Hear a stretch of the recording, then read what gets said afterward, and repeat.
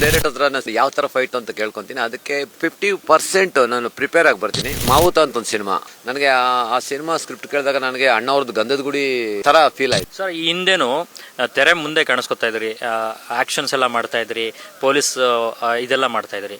So ಇವಾಗ ಸ್ವಲ್ಪ ಕಮ್ಮಿ ಆಗಿದ್ದಾರೆ. ಮತ್ತೆ ಮುಂದಿನ ದಿನಗಳಲ್ಲಿ ಕಾಣಿಸ್ಕೊಳ್ಳುವಂಥದ್ದೇನಾದ್ರು ಇದೆಯಾ ಸರ್? 100%. ನಾನು ಸಾಹಸ ನಿರ್ದೇಶಕನಾಗಿ ಫುಲ್ಲು ಬ್ಯುಸಿಯಾಗಿ ಕೆಲಸ ಮಾಡ್ತಾ ಇದ್ದೀನಿ. ತೆರೆಯ ಮುಂದೆ ಹಲವಾರು ಚಿತ್ರಗಳು ಮಾಡಿದ್ದೀನಿ. ಅದು ಆಡಿಯನ್ಸ್ಗೂ ಗೊತ್ತು, ಎಲ್ರಿಗೂ ಗೊತ್ತು. ಈಗ ಮತ್ತೆ ಸ್ಟಾರ್ಟ್ ಮಾಡಿದ್ದೀನಿ. ಮಾವುತ ಅಂತ ಒಂದು ಸಿನಿಮಾ, ಅದರಲ್ಲೂ ಕೂಡ ಒಂದು ಹೀರೋಗೆ ಪ್ಯಾರಲಲ್ ಆಗಿ ಒಂದು ಕ್ಯಾರೆಕ್ಟರ್ ಬರುತ್ತೆ. ಆ ಪಾತ್ರನೂ ಕೂಡ ರೇಂಜ್ ಆಫೀಸರ್ ಕ್ಯಾರೆಕ್ಟ್ರು, ಫುಲ್ಲು ಫಾರೆಸ್ಟಲ್ಲಿ ಮಾಡಿದ್ದು. ಅದು ಕೂಡ ತುಂಬ ಚೆನ್ನಾಗಿದೆ. ಸ್ಕ್ರಿಪ್ಟು ಸೂಪರಾಗಿ ಮಾಡಿದ್ದಾರೆ.